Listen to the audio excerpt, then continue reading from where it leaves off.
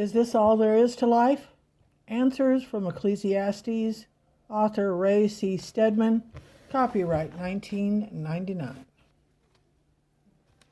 But then there will be other times when it's right to laugh, to be happy and carefree. There is a time of grief and tears, a time to mourn, but there is another time to celebrate and to enjoy festive occasions. Jesus celebrated a wedding at Cana of Galilee. He went into it and even provided part of the feast. Then there is a time to scatter stones and a time to gather them. There is a time to break things down and a time to build them up. This has to do particularly with our social structures and with our relationships to others. There is a time when we need to embrace others, to show our support for them. But there are other times when we should refuse to embrace them, when our support would be misunderstood and would be tantamount to complicity with evil. All those occasions come from the hand of God. The last 6 of these opposites relate to the spirit, to the inner decisions, the deep commitments. There is a time to search, work, marriage, new friends, and a time to give up. There comes a time when we should curtail certain friendships, or change our jobs, or move away, or lose what we had in the past. It is proper and appropriate that these times should come. There is a time to keep and a time to throw away.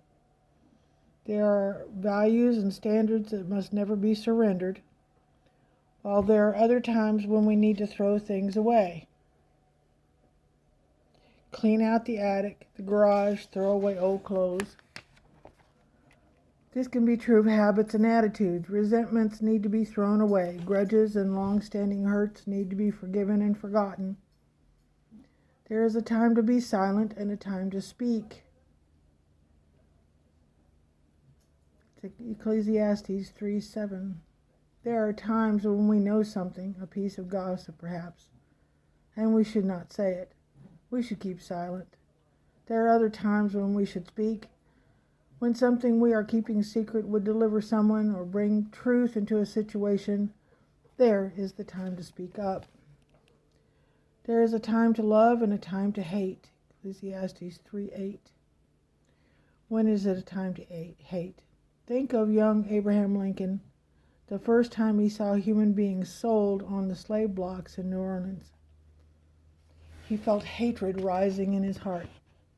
He resolved that if he ever got a chance to smash slavery, he would do so.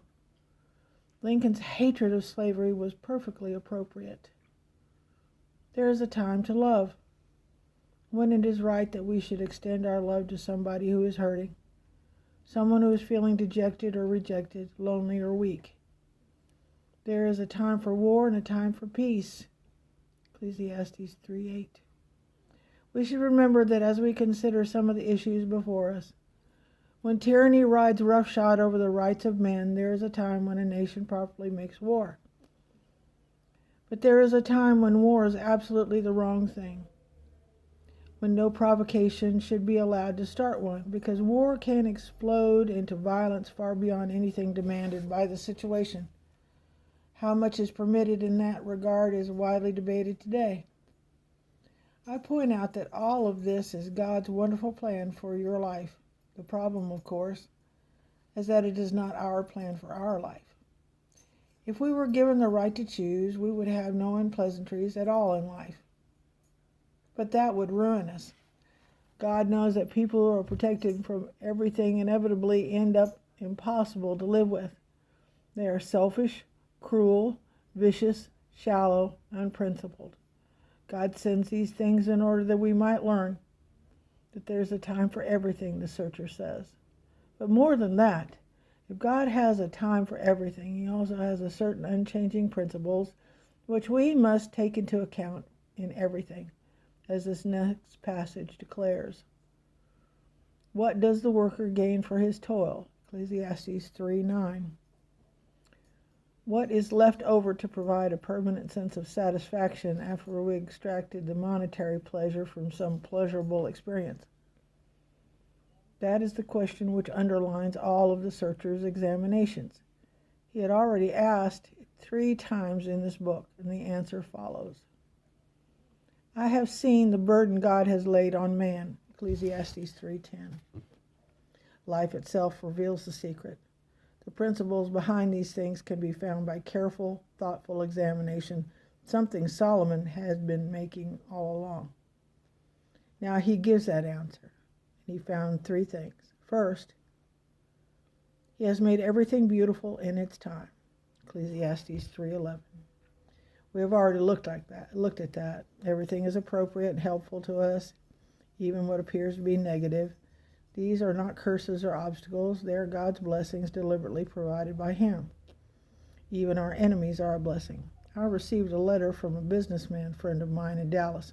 A very thoughtful man. He gave me his thinking along this line, saying that there were 5 types of people who he learned from in life: heroes, models, mentors, peers, and friends. He continues, I have added another: enemies. They have a very important place in our lives. Enemies are the opposite bank of our existence. They define our position partly by theirs, as light is the opposite of darkness, of course. They plumb the depth of our Christian maturity, exposing our self-centeredness, self-righteousness, and arrogance. They attack and expose our motives, for seldom do we form an enemy out of a mere mistake or a fact or even an opinion. Enemies are personal, not positional. Therefore, as a personal matter, we are commanded to love them. This command is like a spiritual thermometer stuck into the depths of our feverish little souls. It is interesting that the Jewish historian and sociologist Hart puts this command as the greatest difference between Christianity and all other world religions. Love your enemies, Jesus said, partly because they are valuable to you. They do something for you that you desperately need. Our problem is that we have such a shallow concept of things. We want everything to be smooth and pleasant. More than that, we want to be in charge. We want to limit the terms of hurt or pain. But God will not allow us to take his place and be in charge. There is a rhythm to life that even secular writers recognize. The book Passages speaks of the various experiences we pass through as we grow and mature. The second thing the learner learned in his search is he has also set eternity in the hearts of men, or literally men's hearts, Ecclesiastes 3:11. This is a quality about humanity that can never be explained by evolution. No animal is restless and dissatisfied when its physical needs have been met. Observe a well-fed dog sleeping before the fire on a cold day. He is with his family, enjoying himself, not worrying about anything. Put a man in that position, and soon he will feel a sense of restlessness. There is something beyond, something more that he cries out for. This endless search for an answer beyond what we can feel or sense physically or emotionally is what's called here eternity in the hearts of men.